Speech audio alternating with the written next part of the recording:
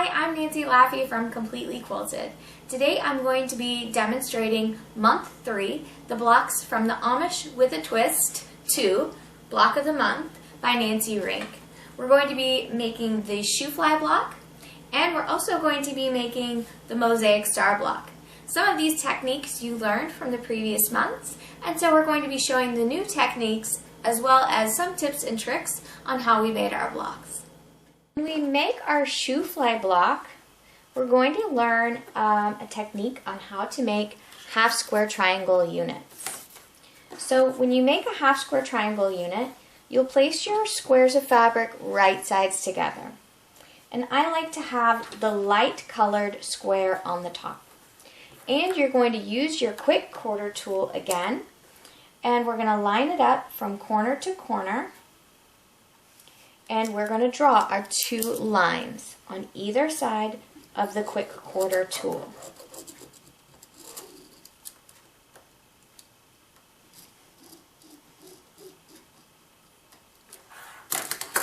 So now that I have my lines marked, I'm going to stitch on both of those lines and then cut these apart in between the marked lines. Half square triangles, I've already stitched on both of my lines, and then I cut them apart.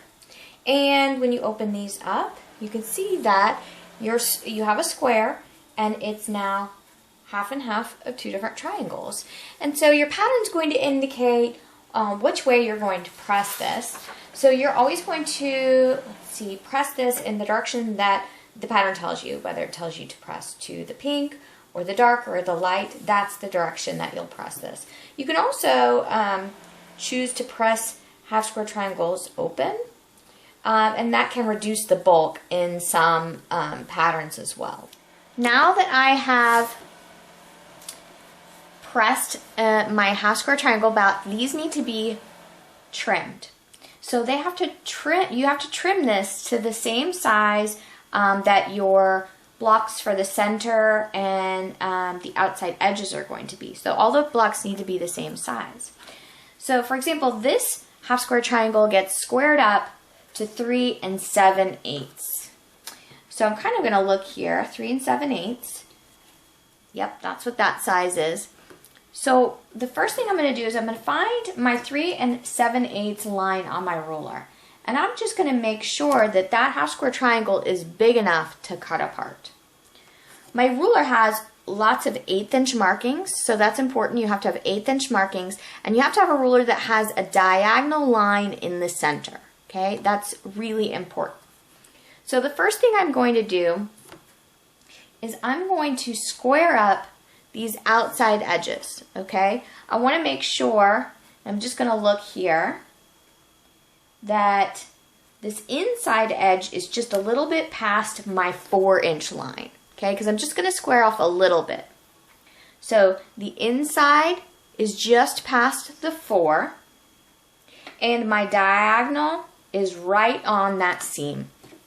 So I'm going to cut those, just that kind of trim off just the hairs. And I'm kind of, you can use this is a rotating cutting mat, so I can leave my ruler in place and I can just rotate it around so that I'm cutting away from myself for this other side. So I'm just gonna remove those little hairs. There it is. So I've trimmed both of these sides. I'm going to spin it back so you can see here.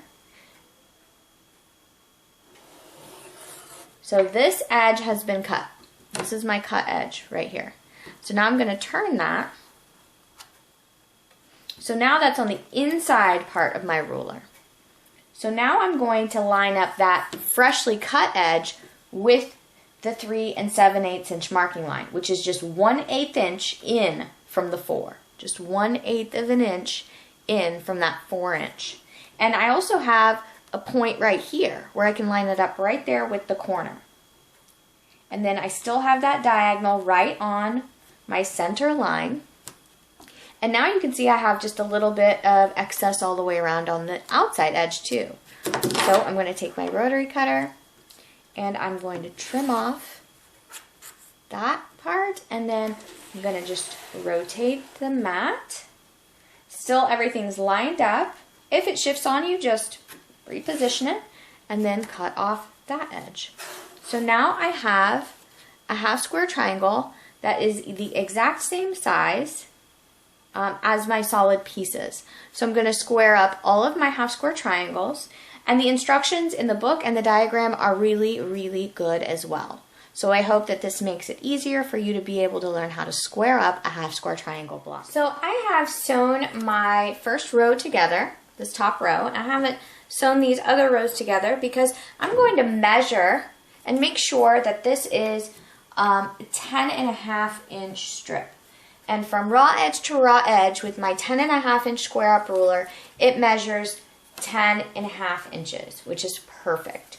So you can just pat yourself on the back if you've got a nice accurate 1/4 inch seam. I'm using my Bernina number 37 presser foot, so it all worked out perfectly. Now I'm ready to sew my other 2 rows together and then sew these rows together to create my block. Month 5 for the mosaic star, which I have one finished here.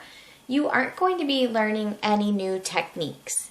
The center unit is stitch and flip square in a square, which we've already done. And you're going to make your flying geese units like we've already done also.